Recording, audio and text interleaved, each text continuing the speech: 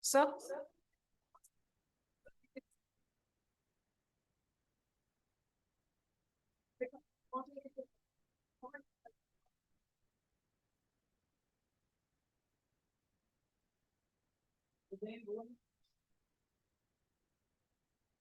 Hello. Hello.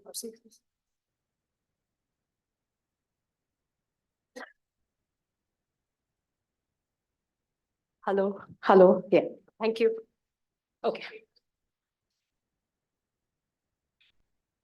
Good evening, warm greetings, and a very happy new year to all.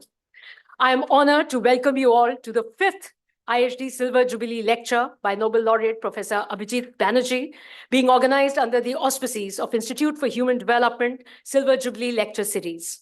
As you know, the topic of the lecture is Why Are Kids Not Learning? I am Priyanka Tyagi, Chief Executive Officer of Institute for Human Development, New Delhi.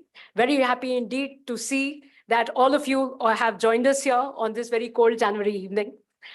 IHD is celebrating 25 years of its founding this year. The Silver Jubilee celebrations commenced on 25th January 2023 with a lecture by Professor Hajun Chang. This Silver Jubilee lecture is a part of several lectures, conferences, and activities of the year-long IHD Silver Jubilee celebrations to be concluded in March 2024.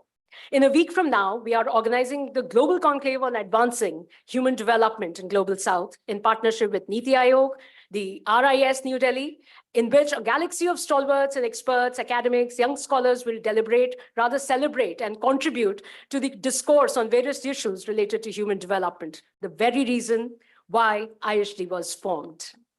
We are delighted and very thankful to Dr. Rukmini Banerjee, Chief Executive Officer of Pratham Education Foundation, New Delhi, to have kindly consented to chair this very important lecture. I'm very happy to invite Dr. Banerjee to please grace the dais. We are thankful to Nobel Laureate Professor Abhijit Banerjee to have agreed to deliver this lecture. I invite Professor Dr. Rukmini Banerjee to kindly grace the dais. Yes, ma'am, kindly. Yes, this calls for a round of applause.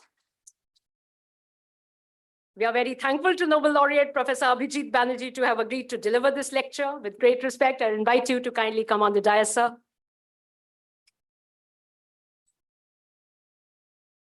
IHD Chairman, Professor Deepak Nair, was supposed to join us, but he's indisposed due to a viral fever, has not been able to join us. He has sent his wishes for us.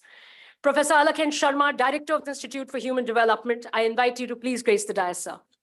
I also invite Dr. Tanuka Endo, Professor at the Institute for Human Development, who is also the coordinator of IHD Center for Gender Studies, to come on the dais, please. Yes, just to begin with, it calls for a big round of applause. This will just energize. We know that there's a lot of energy in the room here. Before we formally commence the proceedings of this event, I would like to thank all the participants for the response to the invitation to this event and joining us here and also online. This event is being organized in the hybrid mode. More than 1,500 people registered on Zoom. Many others are joining us on YouTube as well. The event, as I said, is also available and is being telecast live on YouTube, which is our YouTube channel, IHD India. People who have joined us online are requested to place their questions through the Q&A box on their screens. And on YouTube, you can engage with us from the comments box. Professor Alakhen Sharma, the founder and director of the Institute for Human Development, is a development economist who has made significant contributions to research in varied areas such as livelihoods, labor, migration, poverty, employment and labor markets, political economy and related issues. Professor Sharma is also the editor of Indian Journal of Labor Economics, the quarterly journal of the Indian Society of Labor Economics, brought out by Springer, and also the Indian Journal of Human Development, a journal brought out by IHD, which is brought out by SAGE. I invite him to give the welcome and opening remarks.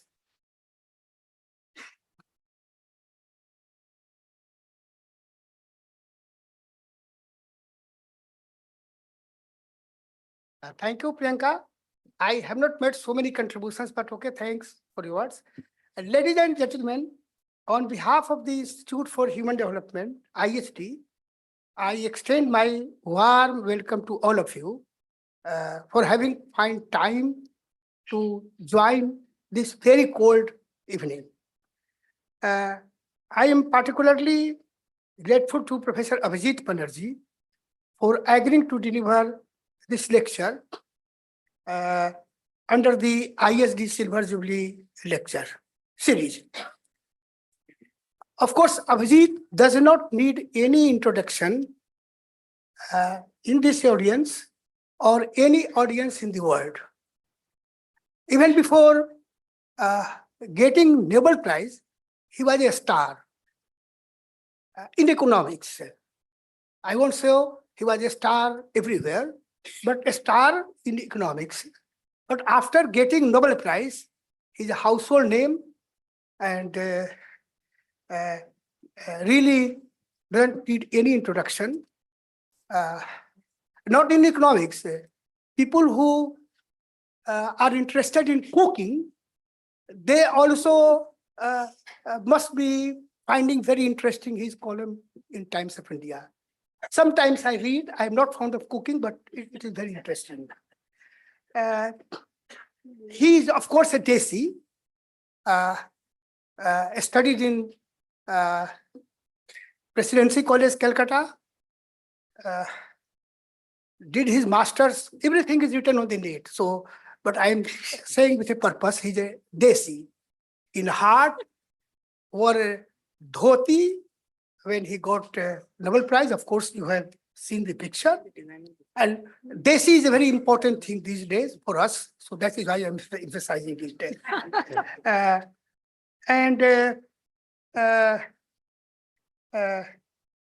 So even after working in US globally after so many years, he continues to be a Desi man. And of course, we have also a person here in IHD who has been able to persuade him to give this lecture. She is Tanuka Andu sitting here on the dais. She is batchmate of Abhijit in Presidency College. So in that sense, Abhijit, IHD is a strong, powerful. Tanuka also got Indermeet Gill earlier to deliver the earlier lecture. So we have this network, which is very important these days in the world. So thanks for your consideration. You found time to deliver this lecture, which is indeed very important for IHD. Thanks to Dr. Rukmani Banerjee. Again, she is a very well-known name, people who follow education, interested in education. Well-known education expert. Her Usher report is a very powerful thing. And of course, Usher she's a very relevant person we thought to chair this lecture. Because you are talking something about, Abhijit, the learning deficit in India. And Usher has been highlighting it. So there could not have been better person. But I have another reason. I come from Bihar. I come from a village. She has Patna connection. She comes from Patna, her family. So there might be, although there is no reason, but might be my inclination. And I'm these days, nobody wants Bihar connections except politicians. Bihar is a populous state with 40 Lok Sabha members, so politicians want. But her own website, Bihar Connections is written. So it is very important. So thanks very much for this. Friends, on this occasion, let me briefly introduce you to our acquaintance with the IHD. Many of you know, it is celebrating its Silver Jubilee. In fact, now we started Silver Jubilee when we turned 25 years. Now on 15th January, we will be 26 years. This institute is unique in the sense that it was established by the Indian Society of Labor Economics. Of course, I was one of them, mobilized people, I won't take the name of those people. There is going to be not here, also a documentary on which will be shown in a week or so. So we work on labor, livelihood, employment, also education, so many areas, entirely based on projects. No, but we have some faculty, 15, 20 people are working for the several years. We don't pay much because we don't have money much, but we pay something. We housed Indian Society of Labor Economics. Its conferences, Abhijit, you were in Bombay, IGDR, to deliver Deepak Majumdar Memorial Lecture, whose sister is sitting here. And Deepak Majumdar was, of course, a stalwart in IHD and Indian Society of Labor Economics. Kaushik has been to ISLE several conferences. He has been the president of the conference president also. We want your stronger support, Kaushik, for Indian Society of Labor Economics because you have been president. We published 2 journals.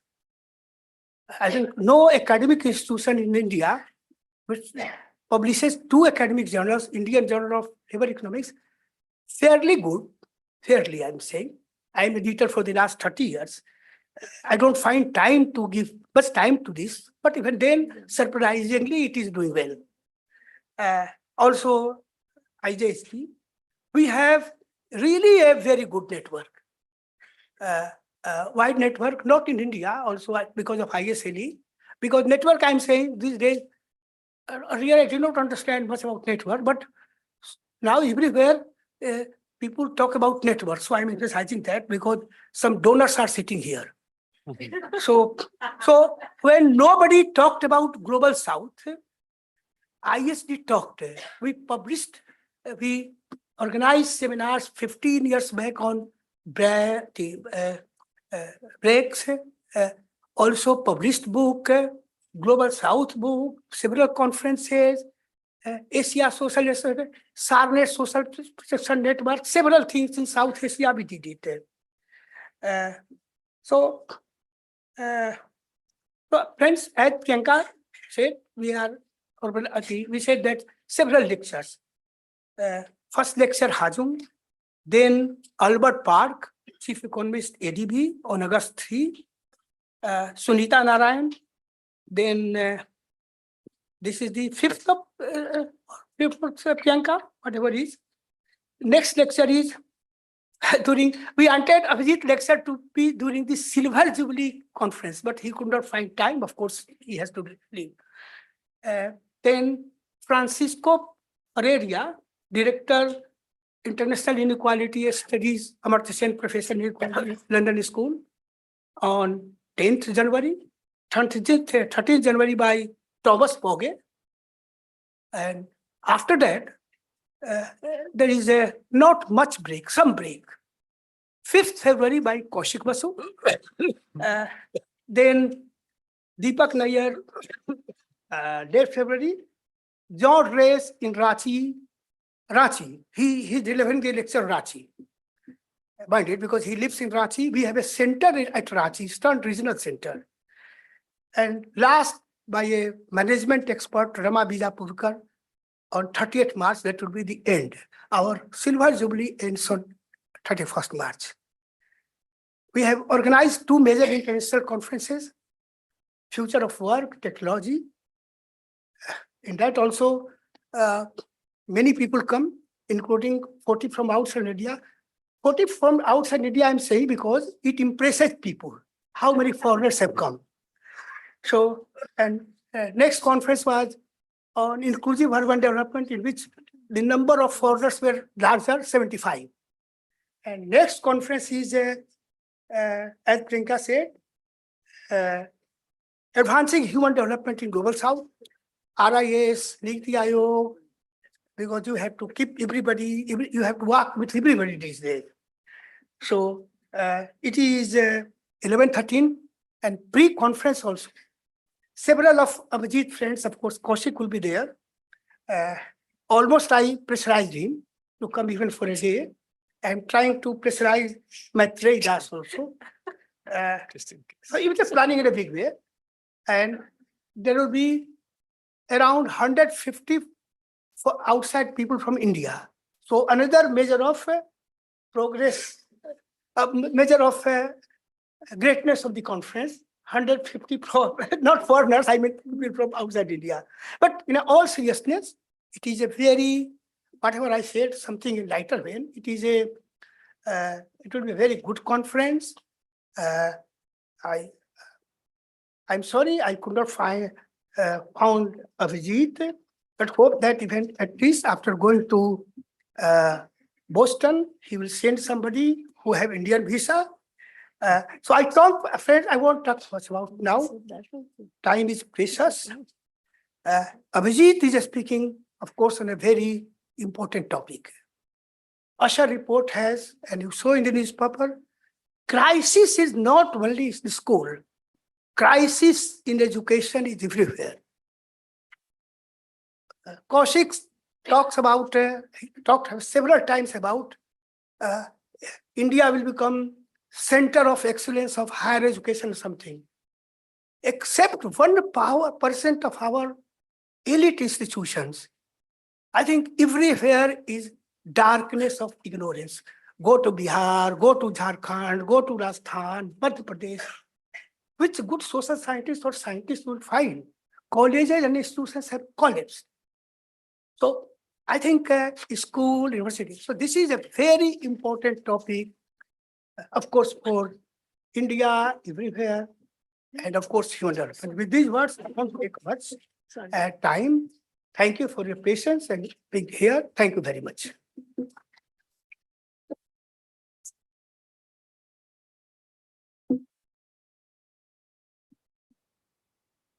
Thank you, sir. It is now time for the lecture. The lecture is being chaired by the Chief Executive Officer of Pratham Education Foundation, New Delhi, Dr. Rukmini Banerjee, who is a distinguished figure.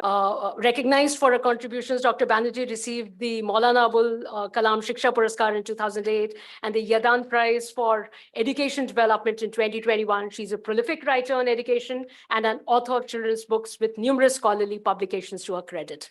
So I would request you, ma'am, to kindly moderate and chair this lecture by Nobel laureate Professor Abhijit Banerjee, Ford Foundation, International Professor of Economics, Massachusetts Institute of Technology, USA. Ma'am, the reign of the sessions is in your hand now.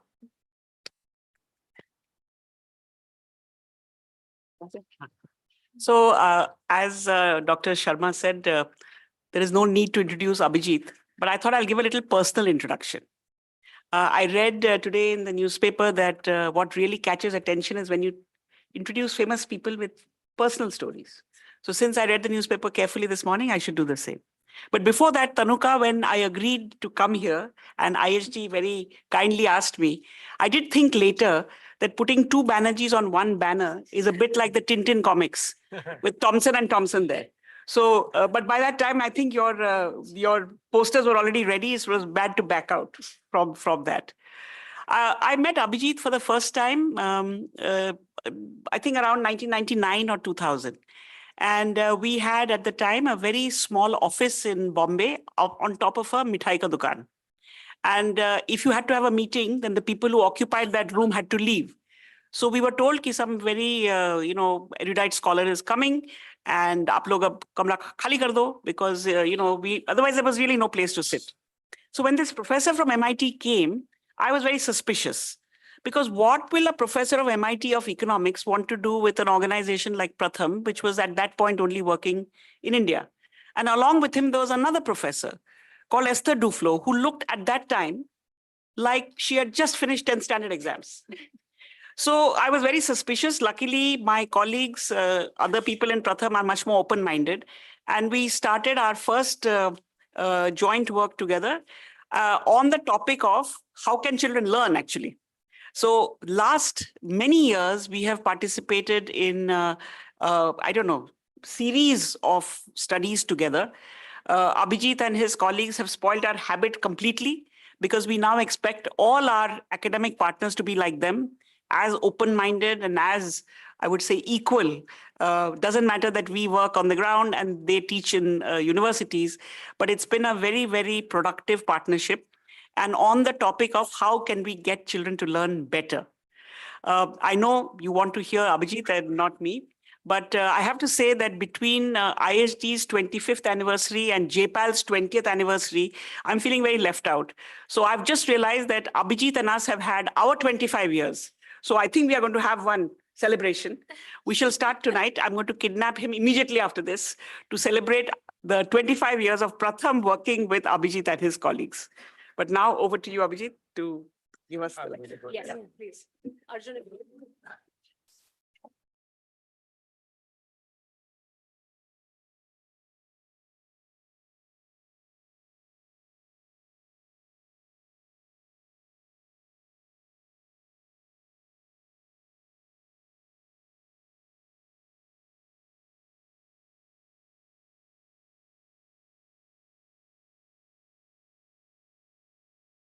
Thank you.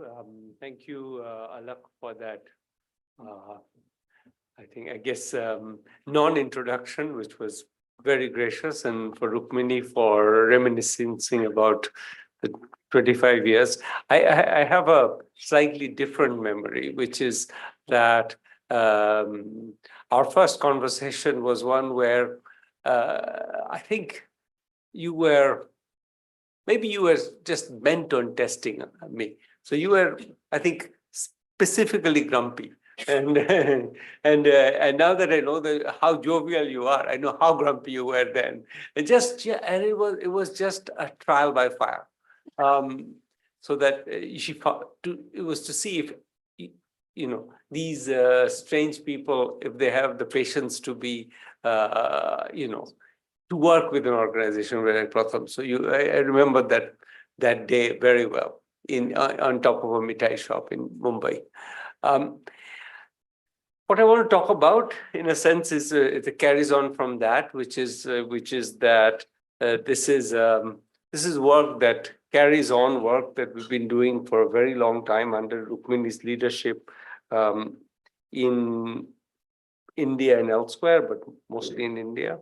And it's work about something quite specific, very specific in a sense. Maybe you'll think it's too specific, but has the advantage of then being, allow us to bore down very, this doesn't work. Somebody may, God, where do I point? Kam nahi kar raha hai.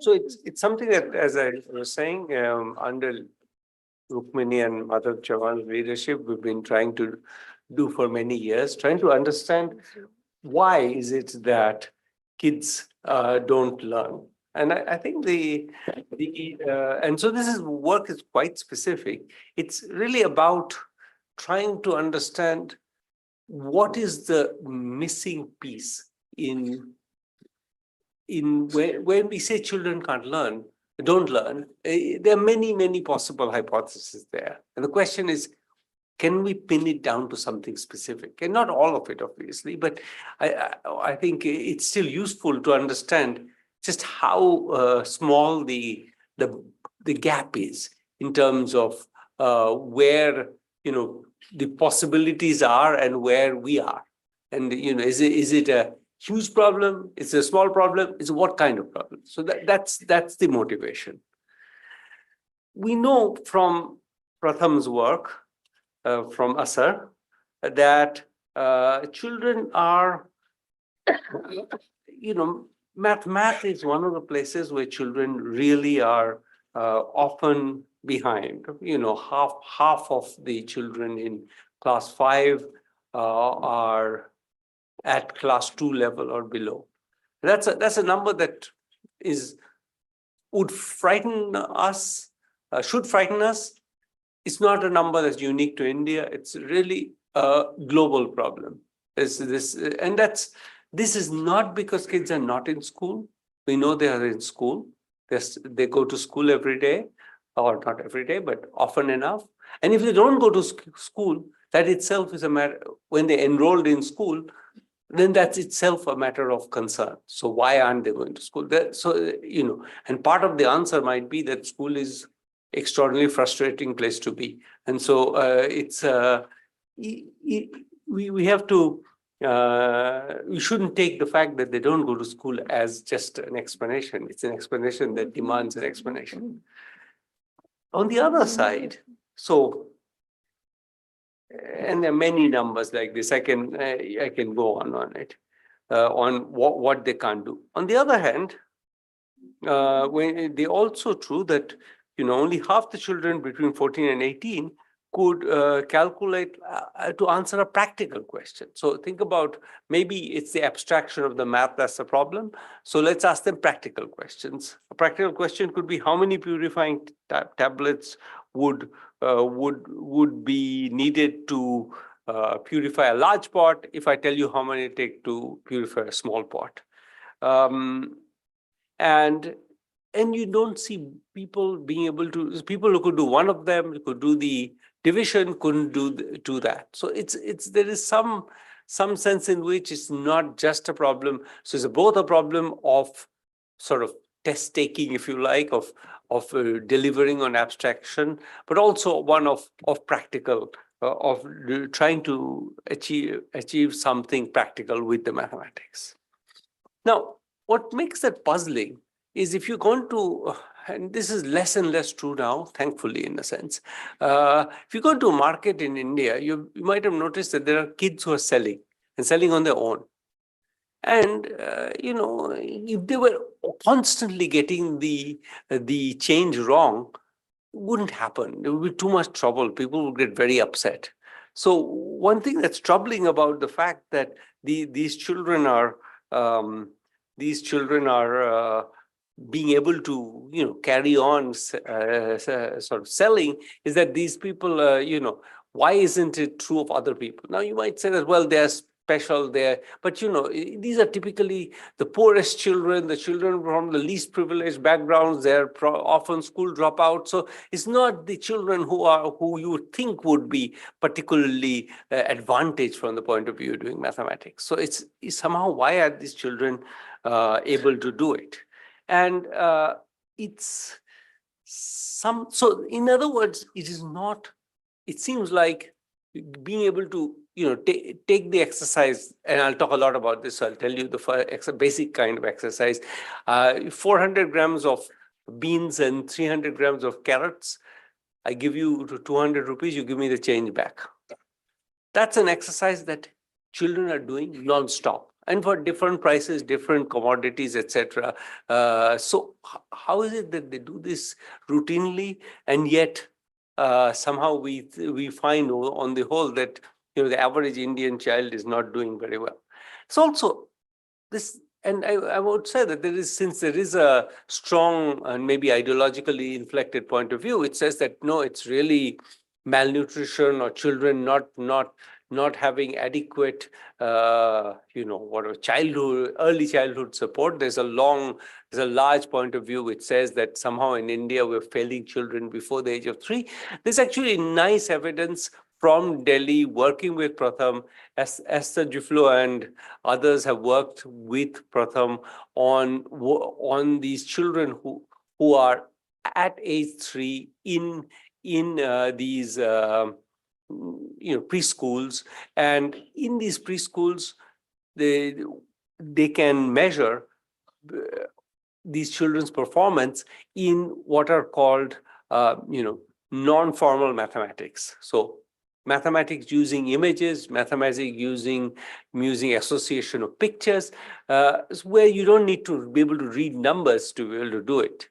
And when you do that, what they were surprised by is that the performance of the average child in low-income Delhi neighborhoods, where they were doing this across a large number of low-income Delhi neighborhoods, where they were doing these studies, was comparable to the children in Cambridge, Massachusetts, where Harvard and MIT are, and most of the children are children of graduate students and very privileged people. So so it's just not true that the Indian child is, by age 3 is unable to learn mathematics. It's the opposite of that. I come back to this particular framing of the conundrum at the end, but keep that in mind that it's not because they are they're unable to do mathematics at age 3. They're doing fine. So it's not lack of talent. So what is it? So what's going on? So that's the diagnostic problem. The diagnostic problem is not just a problem of saying, well, we're not providing whatever the right level of resources or something. It's asking a narrower question. So maybe resources will somehow solve the problem. But the question is, resources spent on what? And we're asking the narrow question, where does the process of learning get stuck? So that's the question. Very narrow question, but critical from the point of view of doing something about it. So I'm going to tell you 3 studies happened in sequence. First was in Kolkata. These were I sort of started telling you about it. These were 201 children working in 92 markets in Kolkata. And first thing that happened was that there were mystery shoppers. People who just went and their job was to just go to these kids and buy vegetables or fruits. So there was nothing surprising about that. The children didn't think there was anything strange about it. People showed up, asked for buy vegetables. They were trained to know what the answer was, so they could easily judge whether the answer was correct. And they were told to say, if the answer was not correct, to say, no, that's not correct. I don't think that's correct. And then the child was given a chance to readjust the amount. So that was first thing. Once that was done, the enumerator went back and told typically the child had a guardian somewhere, asked the child's guardian, can we get the child to participate in a written assessment test very closely related to the ASAR, in an oral assessment test, and some other things I'll tell you about. But it's mostly, so these were kids in the Kolkata studies. We had very young kids, relatively. These were 12-year-olds, should not certainly have been working. Most of them were in school, so they were really working in the morning before they went to school, but some were not. So the first fact is that kids are, they get it right 90% of the time, first shot. Okay? First shot, they give you the right change back. And then when you push back, that number goes to 95, 97, 98%. You say, no, that's not right. They immediately correct. So it's really, they're very good at it. Okay. Second question, once you ask them about, so then what we did was we asked them about, instead of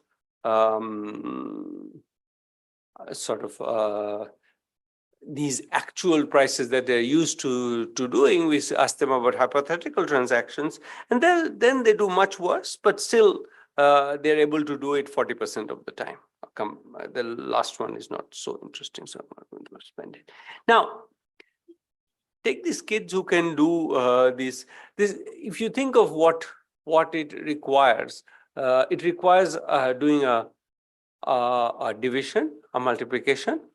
So when you ask 400 grams of beans plus 600 grams of peas, that requires doing division first to get what 100 grams would be, then multiplication, then addition, then subtraction. and they were either given 100 rupees or 200 rupees. So it requires a series of mathematical operations. They can do them mentally.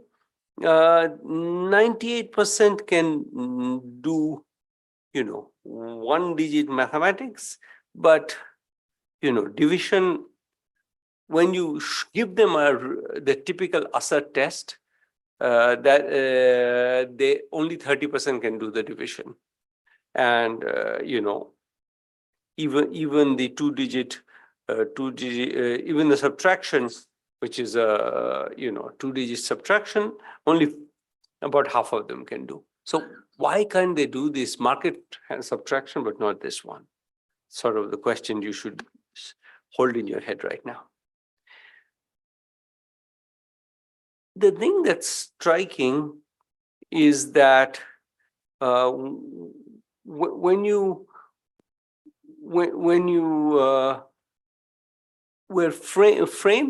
change the framing of the question from a few purely abstract 63 minus 37 to saying you have 63 apples and you sold 37, it changes. The outcome changes. The left bar is 63 minus 37. The right bar is in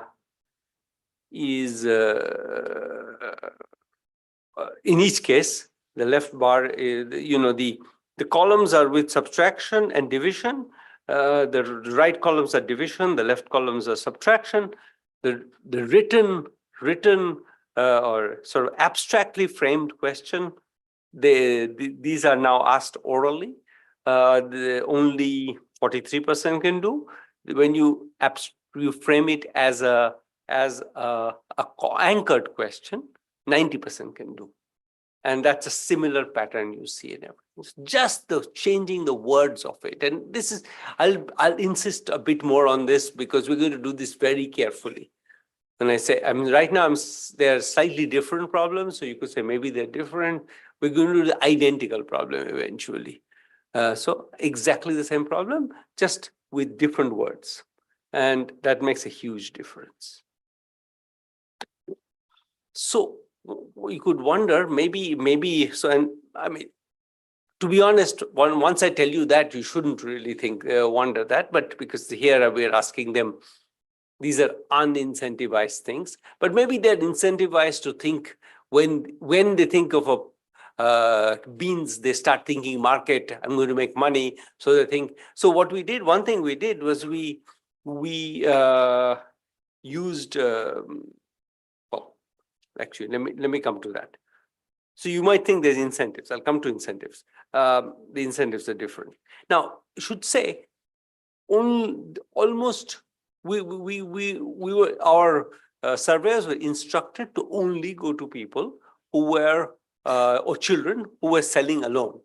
So there was no mama or baba who was around the corner to answer the question, and indeed they never got a help from anybody.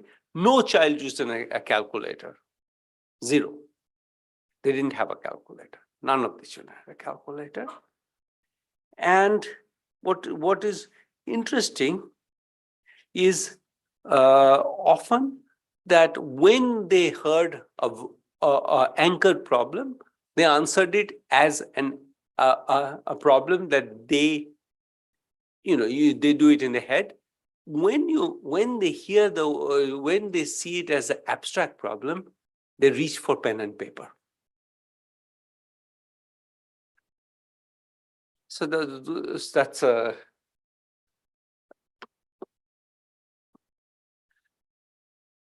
so at this point, you might say this is maybe it's because incentives are different, and maybe or second, maybe they are just not turning on the same skills. That seems likely, but specifically in what way? Why are they not being able to solve these problems? Do they have efficient strategies for solving these problems that they face in the market that they're not using somehow. How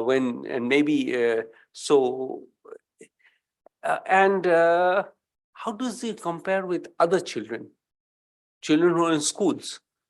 I mean, is it the case that the children in schools have the same set of issues? Are they also very good at when it's anchored and not otherwise, or is there something different? Okay, so those are questions that you might have thought about, and so the second study addresses those. So this is in Delhi. These are 400 children in 39 markets, again, 3 rounds of market transactions. Then first thing we did was we randomly assigned them to an incentivized, non-incentivized transaction. So they were,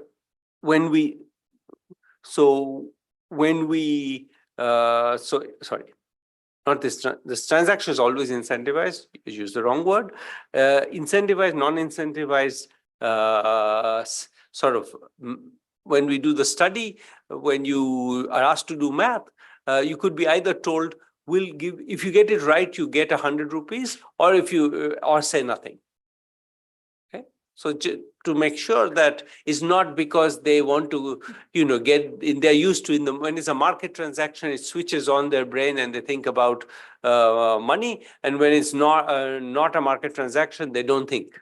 So to give them, 100 rupees was not a small amount of money, because the profits in vegetable selling are not that high. So it's still a fair amount of money, actually, from the point of view of a child.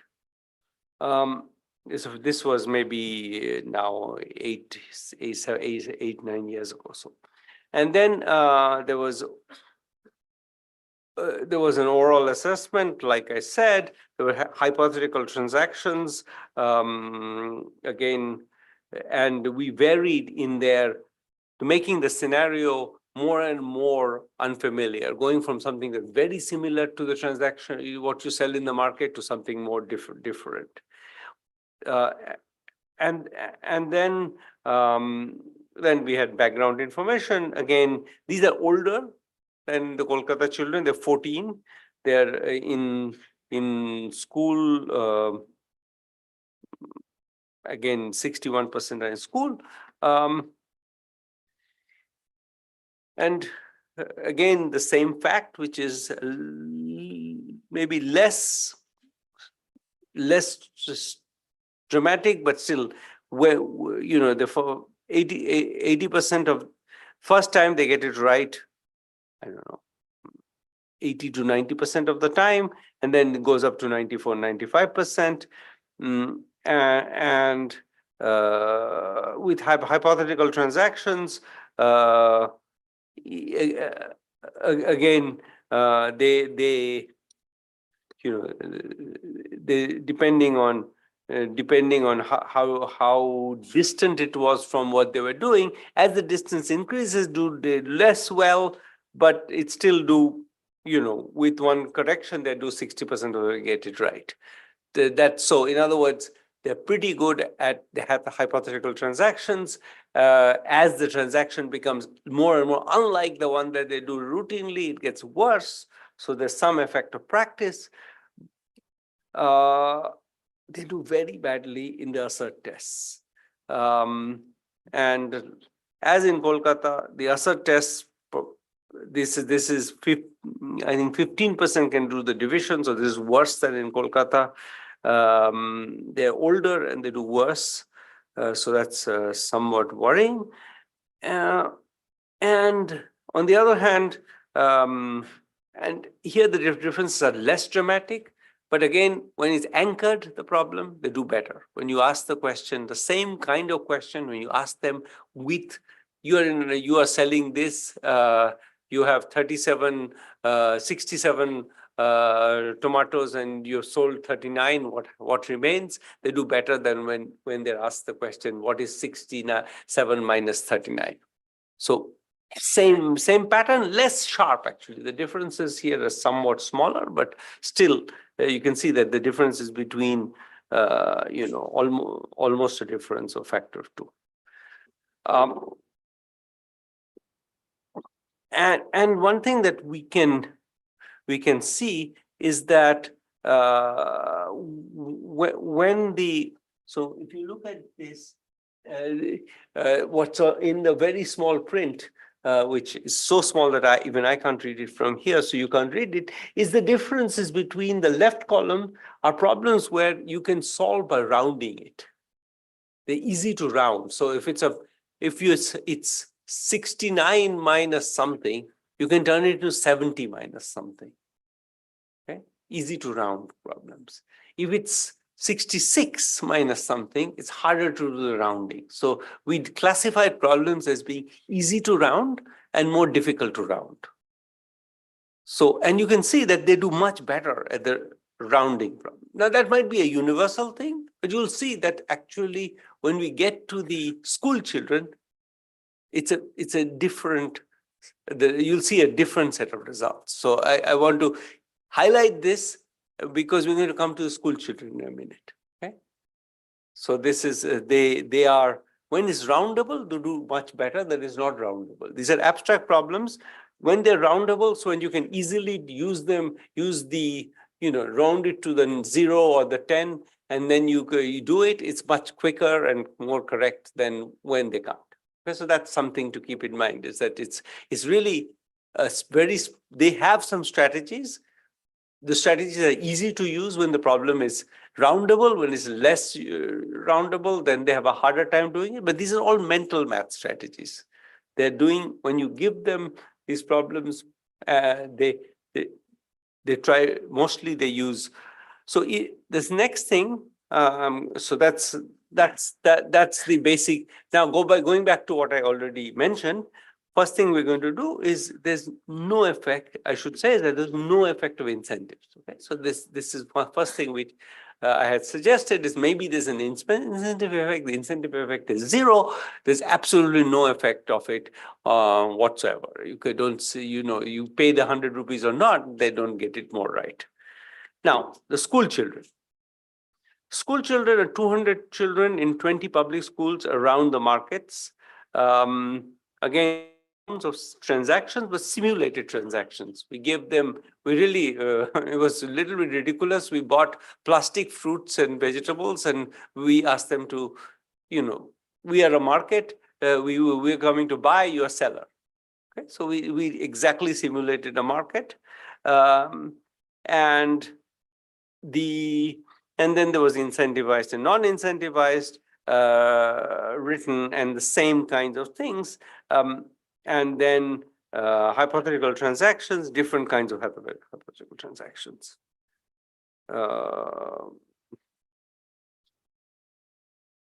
School children are substantially better. This is Delhi schools, and Delhi schools actually do pretty well in Assar. This is much better than the national average. Right?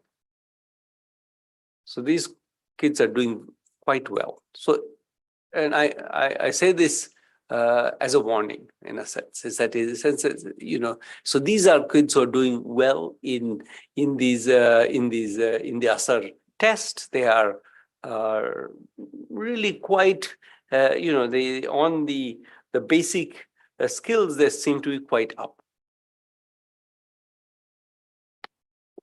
The hypothetical market problems, they do much better as well. Okay, so they're really outperforming the working school children. As soon as you give them the transaction to do, they collapse. It's the opposite. The school market children are very good at market transactions and collapse as soon as you ask them abstract problems. The school children can't sell vegetables.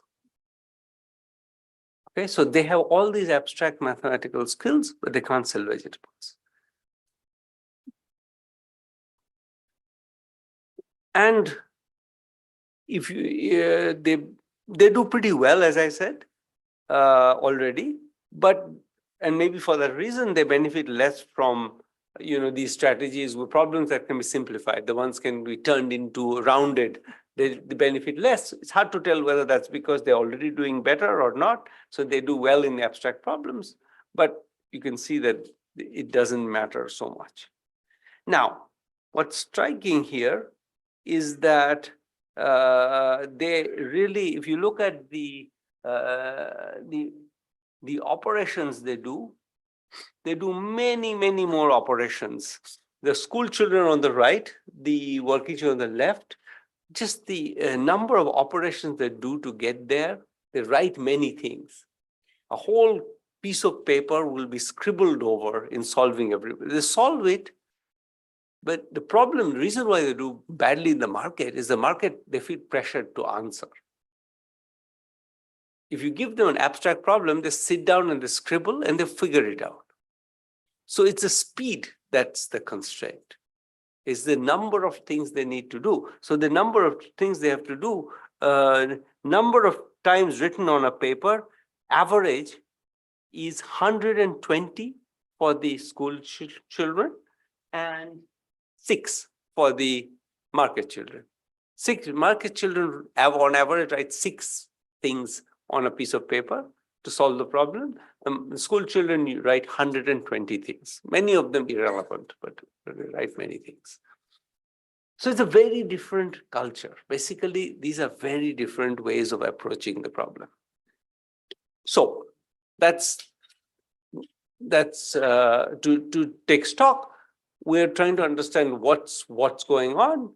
And I'm telling you that in some sense, it's you see a kind of strange symmetry. The market children are really good at market transactions. They have a certain facility with the numbers. They don't write on paper, they solve the problem.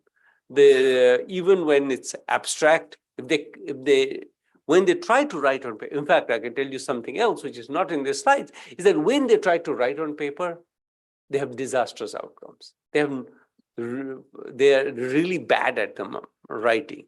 When they don't write on paper, they often get it right. The school children always solve the problem by writing, very elaborate algorithms, but then they can solve it.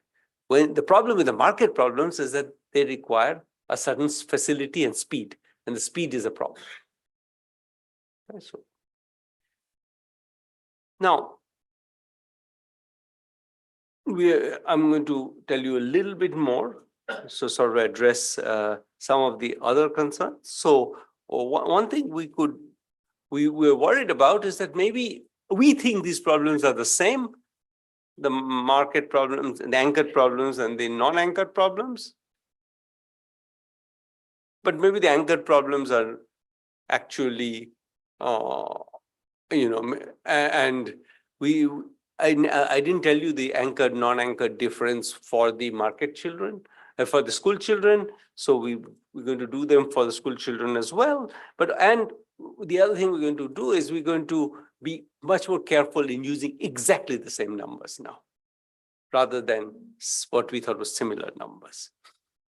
That requires, you have to worry about the fact that if I give you the same problem twice, then so we have to then have a strategy for that. So that's the reason why I haven't done it, but we decided it's worth doing. We're going to, for example, we're going to worry about whether, for example, we find that these market children, school children don't respond to incentives. Do the market children don't receive incentives, to the school children do. And for example, is it the testing itself? Is it stress? Is it something else? So can we look into that? And finally, is there going back to the sort of the resolution of this, coming to a resolution, is it the case that people these market children just don't see that they know a way to do it? If we tell them, look, you did that one, why can't you do this one? Offer them one hint of that kind, can they do much better? So remember, I'm saying that in a sense, they can do these things, but they can't do those things. Why is that? Is it the case that they don't make that connection? And if so, what does that imply for the pedagogy? Because I'll end with some thoughts on the pedagogy. So these are market children and school children. Again, similar as this slide you've seen there. Mostly, okay.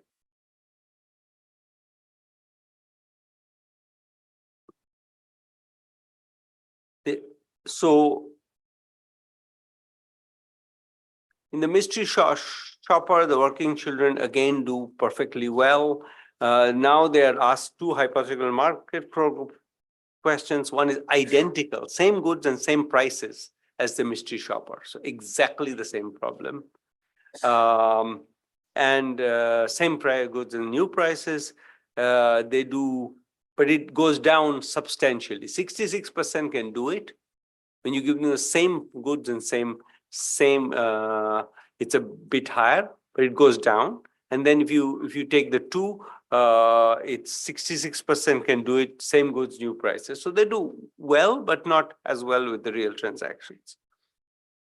And part of it, a lot of it is I said this before, but here's the number, 40, as soon as you say it's an abstract problem, they start using pen and paper. And when they use pen and paper, they do very badly. So it's almost like a switch. As soon as you see this is a school problem, I'm going to do it the school way. It's a market problem, I'm going to do it the market way. It's the word, it's the label that switches their mathematical method. Okay? So it's really almost mechanically there. So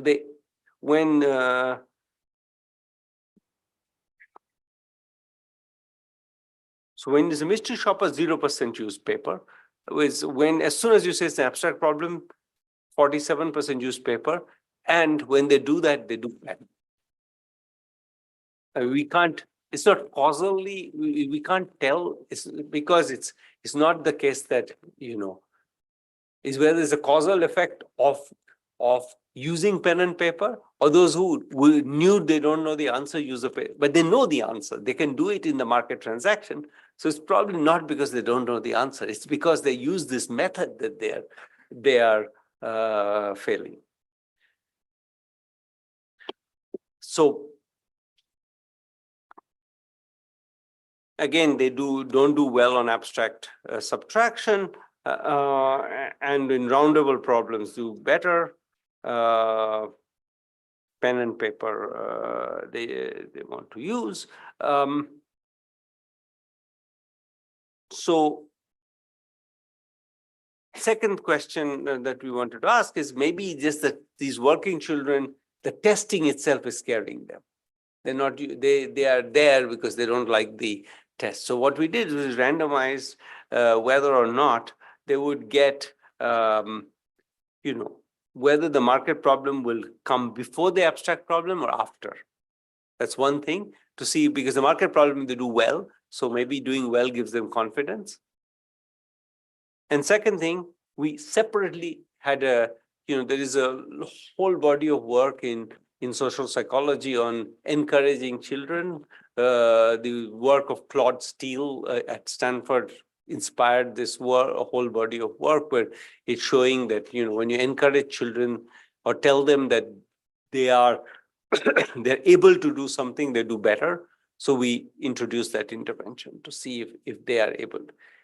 And stress, we have some standard ways of measuring stress.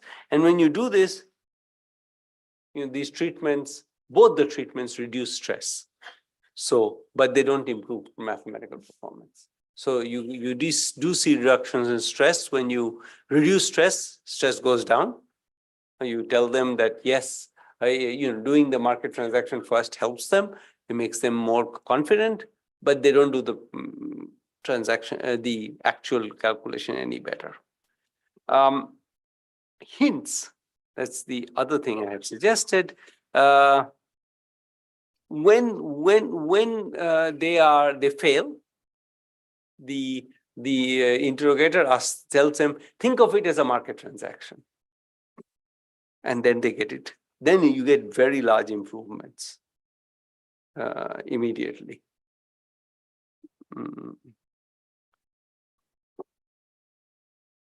Another kind of hint we could give was rounding hints.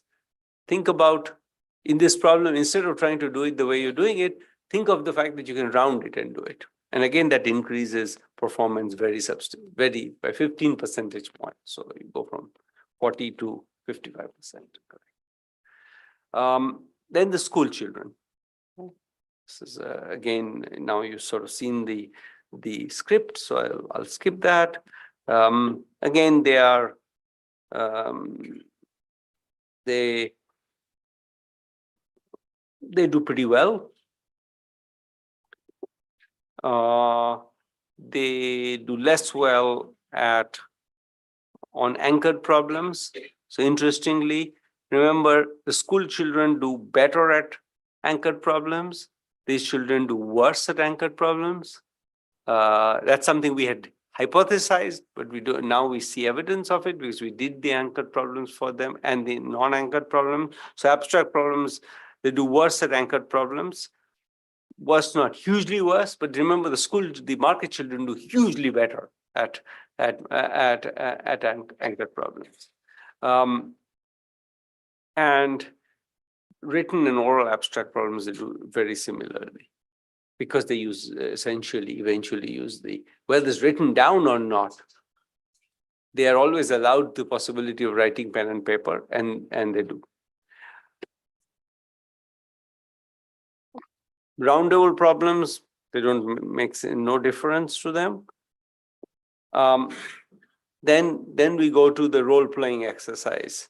So trying to do real transactions, children play shopkeepers who pretend money and goods, etc. You already heard this. No pen and paper, and they're given 4 minutes. The average time taken by a child in a market is in seconds. 4 minutes is a very long time. If you go to a market and somebody is calculating for 4 minutes, you would leave. You'll drop your bananas and say, I'll go somewhere else. 4 minutes is infinite time. Okay? They're given 4 minutes. 1% can do it in 4 minutes. That's what I was telling you, that they write on paper, they do this, do that, and they eventually can try to solve it. Give them a 4-minute limit and only 1% can do it. 85% of this market children can do that in seconds, and the school children can't do it in 4 minutes. Incentives makes no difference. I'm going to attempt to let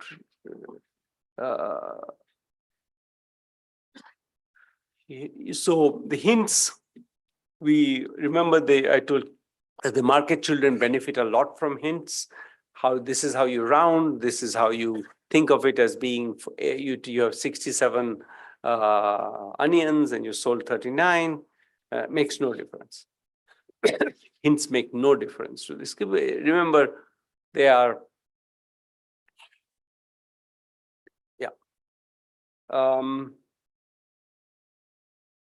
they're given the exact same problem, and for the abstract problem, the non-working children, oral anchored problems, the school children do get 0, basically. That's all. Now you should see the pattern. With an oral anchored problem, they get 0. For oral abstract problem, they do better than this, because even with an anchored problem, they just feel like, okay, this is not the kind of problem I'm supposed to solve. Okay, so just to conclude, I've sort of now kind of beaten to death the point, but I think it's an interesting one. The lack of transferability here from market to math and to market to school and vice versa suggests that math is learned as a very narrow algorithm. Here is this is how it's written down, the problem. Then you switch on this algorithm, and everybody learns that. The school children learn that, the market children learn that.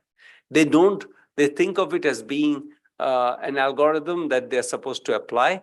The school children, the market children have you learned two different algorithms. The school children mostly have only learned one algorithm. And so they can't switch on the other algorithm, but both of them think of as being as distinct things to do. They're used to doing things in different ways.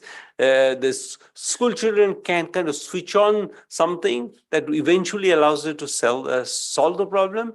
It takes 10 minutes to do it. When they're given too little time, they can't do it. The market children are extremely fast at doing it, but they don't switch on that algorithm unless you tell them to do so.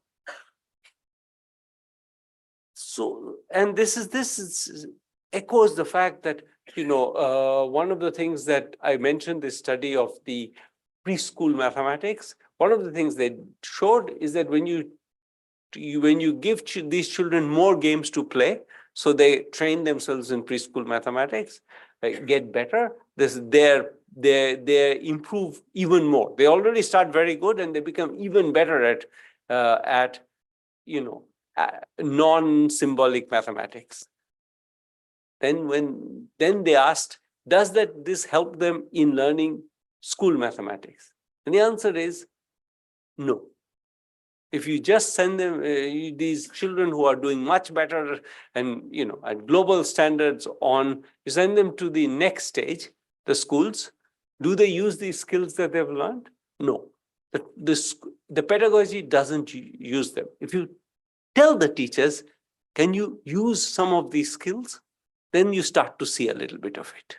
So it's really about, the pedagogy is extremely close-minded. The way the pedagogies are structured, they are a set of, this is how you do things, and there is no connection given to, think of how you would do it in a more, if you were left to yourself.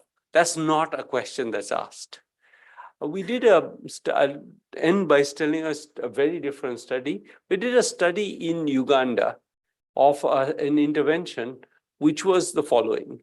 Teachers were taken to every weekend went to visit, a group of teachers went to visit a particular location where there was a facilitator, typically not a teacher or not even somebody with a college degree, who said, look, you spend your time discussing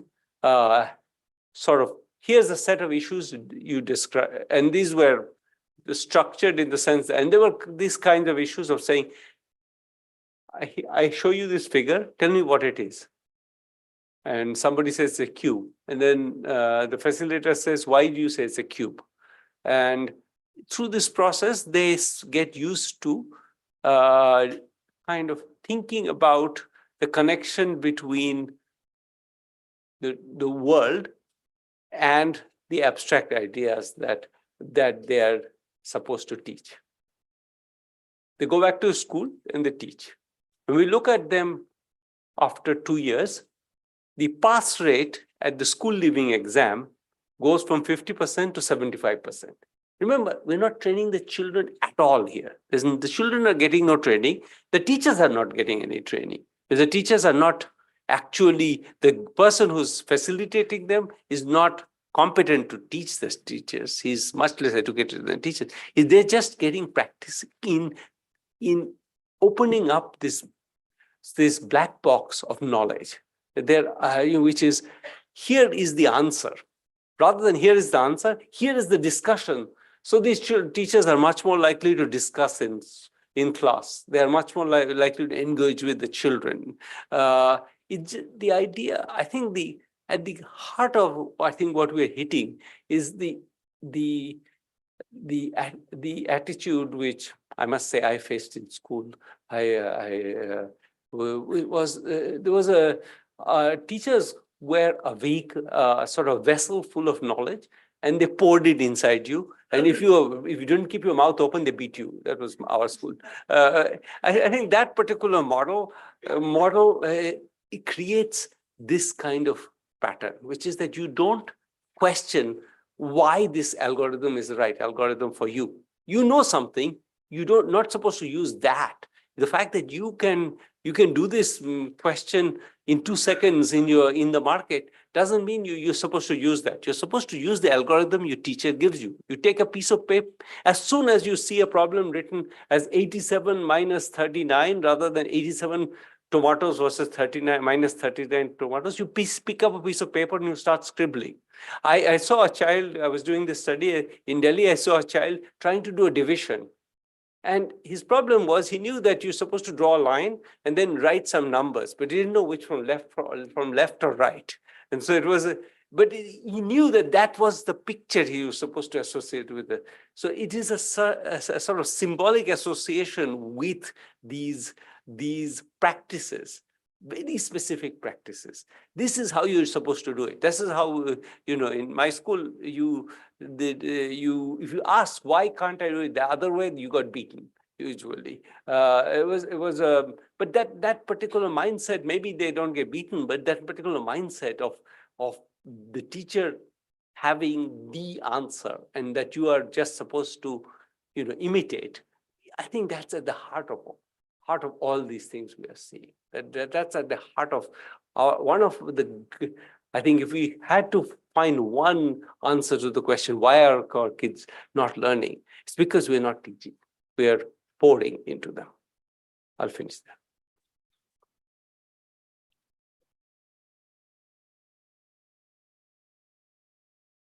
Thank you.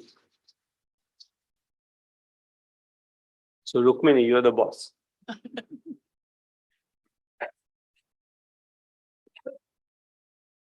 So I think we have some time for interaction with people.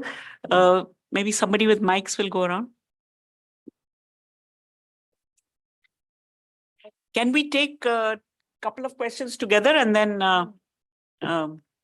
we have one hand up already? Yeah, can someone? And one here on the side.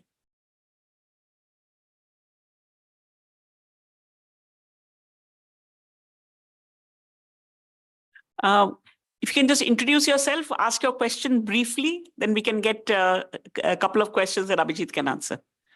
Rukmini can answer too. No, yeah. I don't know who has the mic. Whoever has the mic, can you go ahead? Yeah. Yes, go ahead. Please go ahead. No, your name so that we can. Firoz, okay.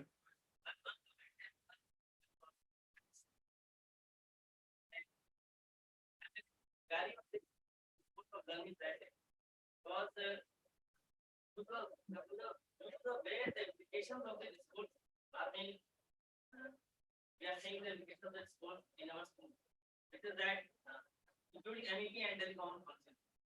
Two of the implications which we are seeing on ground is the dilution of syllabus and segregation of children. I'm a little bit, not a little bit, I'm very of this. Maybe you can let another. Not just a furtherance, but also a genesis of further classes, different kind of. My question is, since the socio-economic background of the two groups of children you talked about, street children and school-going children, they seem to be comparable. Since those are coming from public school. So why did the study not take into consideration children from private school? Since scholars have said that this study cut across group as well as class. Okay. One here and one here. Yes, please. Yeah. Sir, your name, please.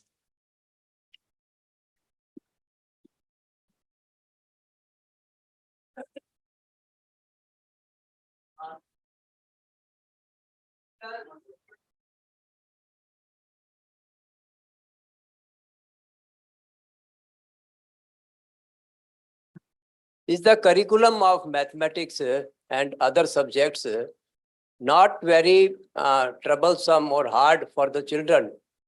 They cannot cope up with it and they are stressed. Their minds are being taxed and they don't find it interesting. Second thing is especially mathematics in 8th or 9th or 10th classes, which is not used in practical life or in any offices or in any work field.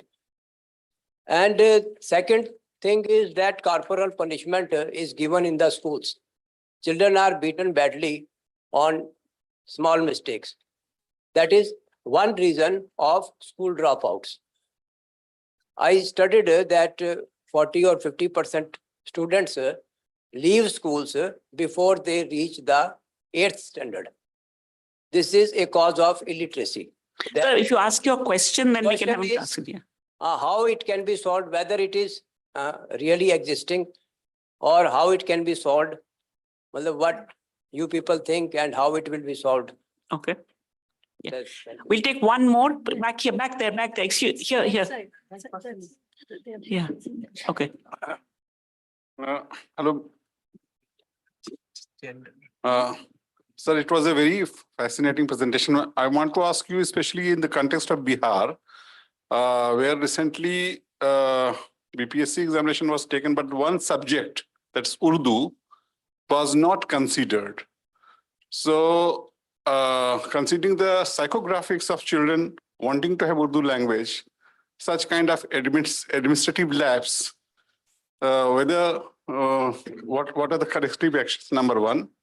And number two, children from various backgrounds, like especially in the context of Bihar, the school children are there, street children are there. And then, we have now, virtually 23 years of Sarv Shiksha Abhiyan.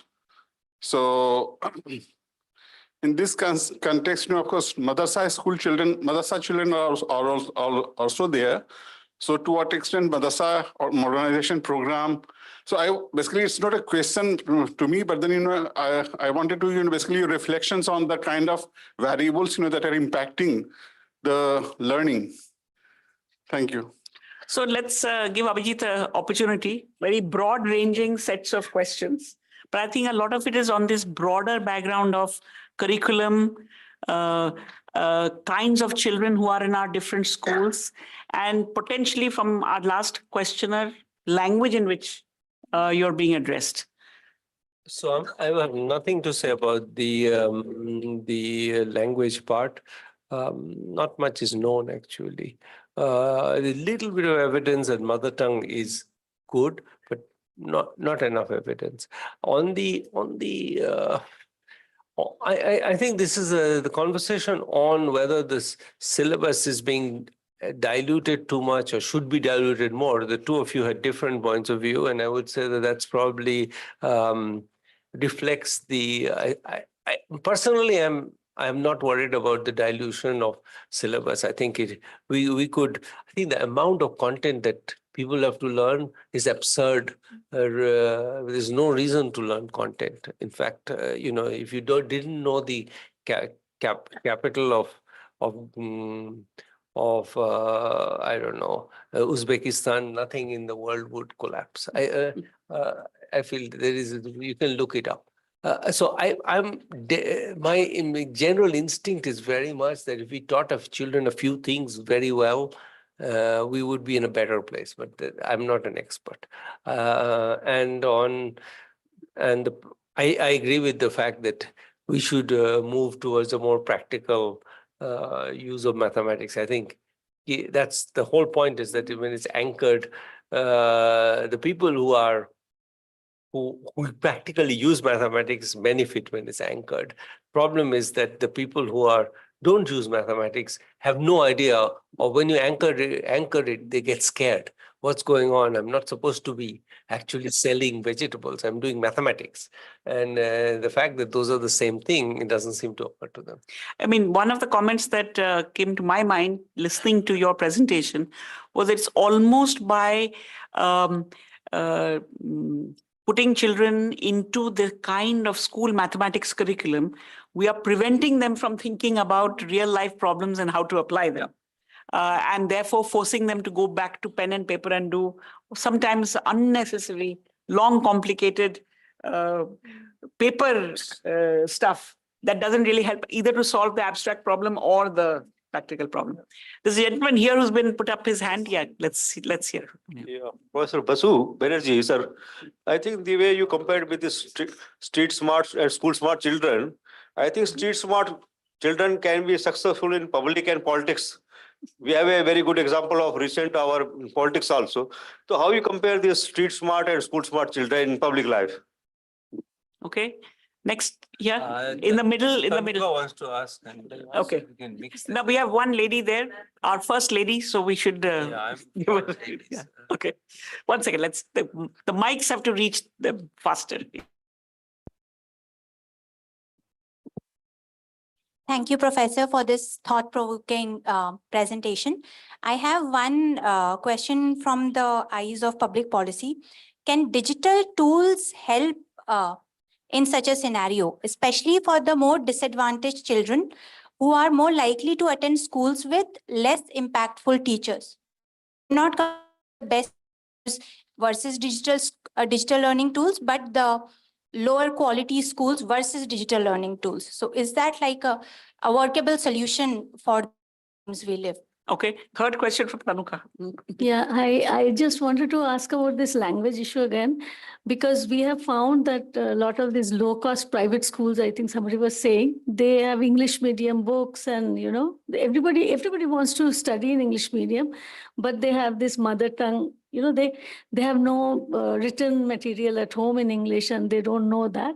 So while teaching, we have found that, I'll just give you a small example how problems can crop up. In Hindi, if you say, 10 se 2 ghataye, so you give the 10 first and then you say 2 has to be subtracted. But when you say it in English, you say subtract 2 from 10. So for them, when we teach them, they find it very difficult to translate it in their head. So that this is just a practical thing we found while teaching the children. So language, I do feel does have a, role to play in this, but your thoughts on this, please. Abhijit, there's one question which is linked to one of our questions from the audience that came on Zoom. So let me give that to you. Can technology like AI, along with online learning, enable students to improve performance and adopt cognitive tools? So again, I really don't have I would like to maybe know more about mother tongue learning. I know that English is aspirational. It's very hard to get people to actually learn in the mother tongue. That's the problem. If you look at Karthik Muralidharan's study of vouchers, the thing that private schools do is exactly, so these are kids who are randomly assigned vouchers to go to private schools. What do they learn? They learn English. Little bit of English, little bit of Hindi, actually. Interesting. It's in Hyderabad, so they don't. And what do they not learn? Mathematics and mother tongue. So overall, so people are, they have an aspiration for learning English. I think we have a whole. We can insist as much as we want that people should learn in mother tongue, but we've also created such a hierarchy within our society of the English speakers versus the rest. It's very hard to implement. I'm pessimistic that we can actually get away with it. But I have no brief for English, but I think it is very hard to do. It's the entire social setting is one where English is hierarchized in a way that I think is transparent to all of you. I'll come to the street smart, school smart, public life. No idea. I'm going to ask on the digital question. It's the jury is out on that. I think I have now seen enough evidence on it from all over the world, and the problem is schools do many things. And we forget that a lot of it is just teach children the discipline of sitting in one place and watching something, okay? Or the teacher usually doing something often boring, but still be willing to sit in one place and observe something really boring is a skill, and it needs to be inculcated in you. I learned that very well in my school. It was, but so I don't think that it's a given that because there'll be an extremely, I totally believe that, in terms of pedagogical skills, there are actually very few people in the world who should be doing the teaching. Rukmini should be doing the teaching, and all of us should just be learning. That's the way the world should be. In some There's no evidence on that. Huh? ideal world, there are only a few good teachers, and maybe if we all had the attention span that we need, we would be watching a video at home and we would learn more, because Rukmini is a spectacular teacher, and spectacular teachers are just a breed apart. So but I don't think that that's the only piece of. I think a lot of teaching is the social part of it, being in a group with other kids. It's the fact that we sit in one place and listen. It's the fact that we listen rather than get distracted. A lot of the problem with there are a bunch of these studies of, what happens if you give children a laptop?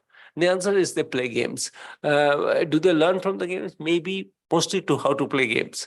So I think it's inherently complicated. This fact that, schooling is a package of both the teacher and the entire process of sitting and listening. And until we solve the problem of sitting and listening, so in some sense, maybe there could be schools where you go and sit down and you see Rukmini on the screen, and maybe that will work. But it's two different problems that demand being solved when you say I'm going to use AI or digital media. Watching a phone on your own, that really takes a huge amount of attention span. You can see who were the kids who didn't fall back during Asar, when this is what most governments used in the world, is the kids from the privileged backgrounds, whose parents could force them to sit and the children whose parents were busy or just didn't have the bandwidth to make them follow the videos, didn't benefit. So I think there is a real, schools have a real benefit, which is that they make you listen. Sometimes it's a pain in the butt, but nonetheless. We'll take 3 more questions because I'm mindful of time. And those who have mics will now figure out who to give the mics to. Yeah, go ahead. Please keep your questions short so that we can get in more. Thank you, sir. Thank you, ma'am. My name is Prakhar. I'm a recent graduate from London School of Economics in International Social and Public Policy. So, sir, my question is, like you were mentioning about street smartness and school smartness and all these things. So I have a larger question, so what is the larger, what I have understood is the larger purpose of education? Like, why do they need to study? Because I think what we have seen in the lately is, the larger question is, what is the purpose of their education? Why do they want to study? Because we have seen the enrollment ratio has been increased since the last few years. But the overall part regarding their purpose is missing. That is why students are getting enrolled in schools, in Anganwadis and all these places. But the larger question where the purpose and their intersectionality is missing. Like, why do they want to study? How do they want to study? So the question is, why should we study? Yeah. Okay. Next. No, I think we keep it short. There are too many hands here. Dr. Banerjee. Yeah, go ahead. Yeah, my name is Sautrik. I'm a research consultant with a think tank. My question would be that when we are thinking from the mathematical perspective, like it's an algorithmic knowledge. But when we think about children learning or going to schools, there is a lot of social skills which we talk about, like the listening skill which you talked about, empathy being one of them. So from the context where you were saying that the teacher is pouring in rather than the questions are coming in, but when the education is not algorithmic, when it's more large context like empathy or social skill, what is the reflection on that? So, okay.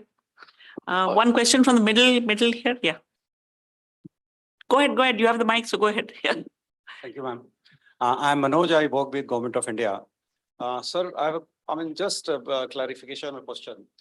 That in mathematics, sir, there are one kind of skills that is being tested is the problem formulation. And the second one is that once you have formulated the problem and you have to solve the equations.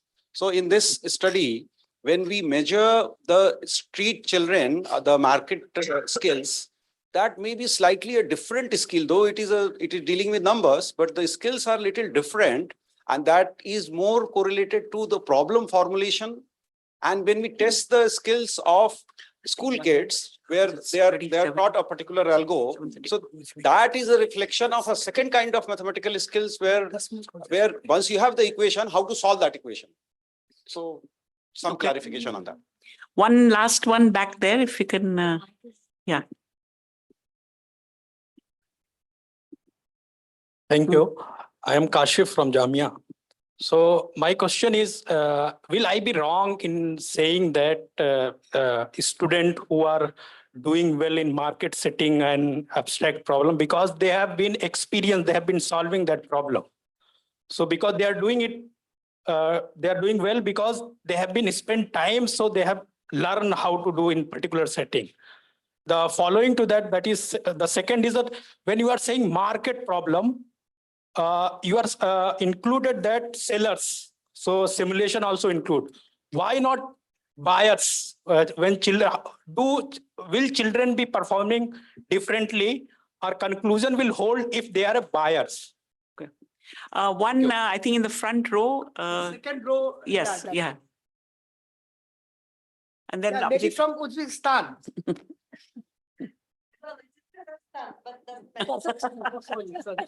It is both Central Asia. Well, thank you so much for this wonderful event. And I have a comment rather than a question.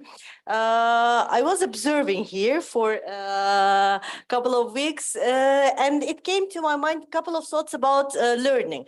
First of all, I do believe that not every nation have the will to learn. And I will explain this. Like some nations, and for my grandfather's point of view, there are only 3 great nations in this world. One are Indians who made epics. One are Scandinavians who have epic stories. And the others are Turks, us, who also do have epics. Epics, they bring memory. And learning at the streets is also memory. And putting a guru, those who is, knows Upanishads, as in a privileged society, this is also a will of a nation to study and to learn, to memorize. We also do have it. I remember at the time when there were no computers, but kids were memorizing poetries. They were memorizing huge epic stories. And this, as Professor just said, they were learning for the good of their nations, studying and just listening. I remember our grandparents would put us in front of the big people of our nation. And what do? We were school kids. Just listen and try to remember as much as you can. This is one thing. The other thing, Ma'am, I will, because he has to remember all the questions. So maybe we should give him a chance. If you briefly conclude your comment. Yeah, just very small. And then one more thing. It just came yesterday. Some of the United Nations data where that Indians are doing extremely well in mathematics. Kazakhs, despite that we're a very small nation of 20 million, we also do.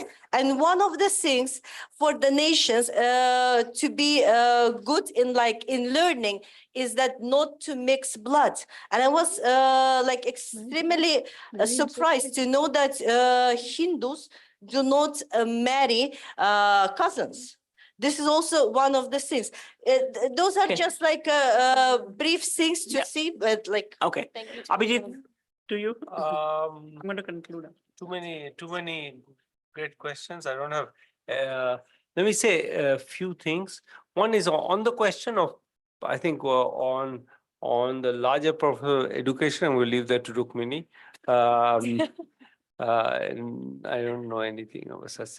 And on the question of learning empathy, I think that in fact, the entire culture of top-down learning also undermines empathy. I think empathy is one where, you need to start by respecting people around you. And in the schools where there is a clear sense of, children are not, they're sort of directly inferior, and empathy is hard in that context. In the question of problem formulation, yeah, it is problem formulation, but in a sense, the question is, why is it that the people who do well in assert tests don't eventually turn it into a way of framing it as a problem? I mean, that to me is it just suggests compartmentalization, that you somehow don't let your brain let the thought of, okay, I'm solving this problem, what could this possibly be useful for? You never ask those questions. And in a sense, what's striking about and I think that reflects something deep about the pedagogy that makes you so blind to the fact that these are the same thing. And the question of practice, yeah, sure, it's practice, but the fact is that the practice again doesn't that's why I was insisting that it was practice, but it was practice that you could use for solving all the problems. All the problems are identical in a sense. You didn't use that practice because you switch on a different algorithm. You start writing on a piece of paper. That's what's striking about that fact. And I'll stop there. Thank you. I know there are lots of questions in the room as well as we are getting questions on Zoom, but I'm also mindful of the time. We are well past the time that we had said. I think that just my own takeaway from the work that Abhijit has presented and a lot of work that is actually going on is a much more detailed research on what is in children's heads, what are they able to do, how are teachers thinking about math, what are they able to do in their classroom, and how much does the current curriculum actually constrain you from doing maybe many more things that are required. So I think this is, Abhijit, you've put out a call to action of doing more research on trying to really understand and correlate perhaps, the line that he had right in the beginning, that what do we learn from the failures and the successes that we have seen? And I think it calls for much more fine-grained research on, what's going on in children's minds and why is the switch not flipping when it needs to. From the Zoom questions, there are a lot of questions, but there's one question addressed to me, which I feel I must answer. The question is from Shailaja Chandra, if she's still listening. Would Rukmini agree to reframe the assert questions given the findings? So I think my answer to that would be that assert is just a tip of the iceberg, if you can say. It's just a taking of temperature. But I do think that both us, as well as I'm sure many other people, are going much deeper into trying to understand, just like Abhijit has done in this study. We've been working with Esther and her team on these, what is the before you get to school, what is the mathematical ability that you have and how can that be worked on? I think at every level, there is a lot more work to be done. And Mrs. Chandra, assert is only one thing. We should think about what else can help us bring this sort of practice and theory, actually practice and observations into a place. I think the new education policy, especially for the early grades, provides a lot of opportunity for experimentation and for coming up with new things.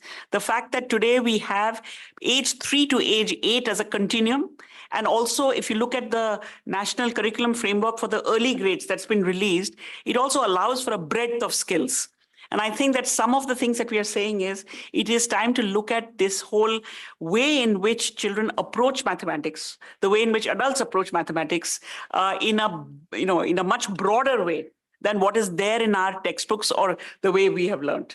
So I would like to hand over back to the IHD. And thank you again once for organizing this and for bringing Abhijit here to speak. That's Professor Sharma sitting next to you and Professor Tanuka Endo. Yes, I would now request Professor Tanuka Endo, the coordinator of Center for Gender Studies at IHD, to please propose the vote of thanks.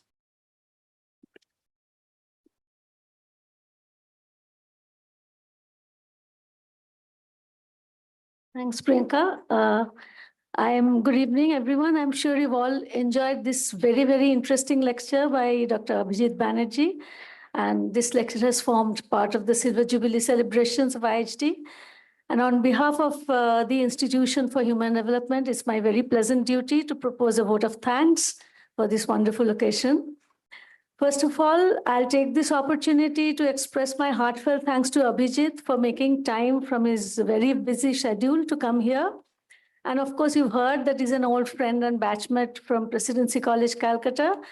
And at college, it was quite clear to us that he had an extraordinary intellect.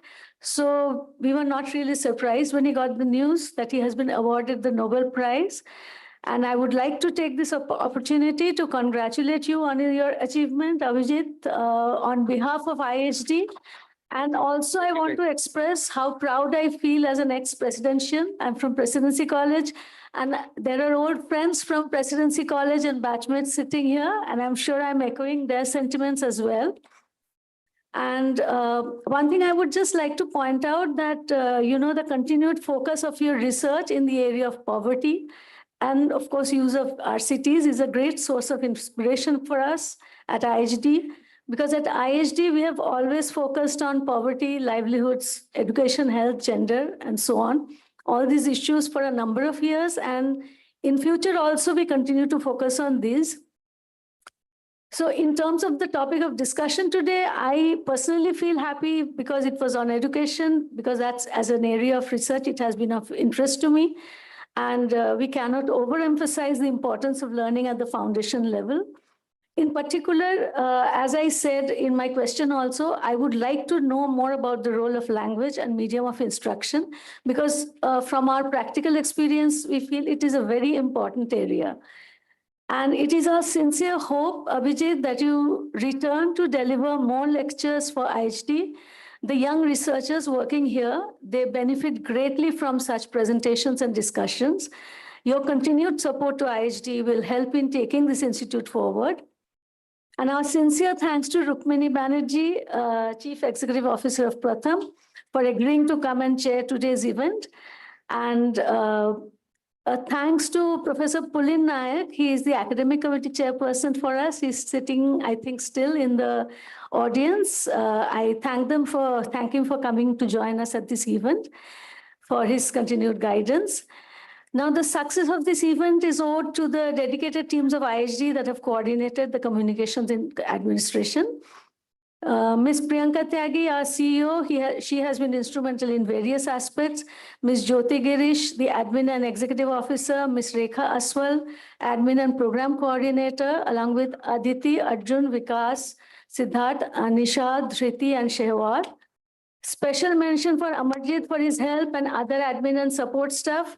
Thanks to Manish for his help in technical department and Raja Films for AV documentation. Let us give them a big round of applause for their outstanding efforts. And of course, also for our faculty who have always pitched in for all the events for the Silver Jubilee celebrations. I express my heartfelt thanks to them and for all the help from the IIC team. And finally, of course, I have to thank Professor Alakan Sharma, the director of IHD, who has continued to guide and coordinate in our efforts, resulting in yet another successful event. We are truly thankful to you, sir. And also thanks to the people, many people it seems joined online. So thanks. And all of you participants here, thanks for your patience because everything is over. I'm still giving me this time. Thank you. Now, I would like to give Priyanka the mic for the final closure. Okay.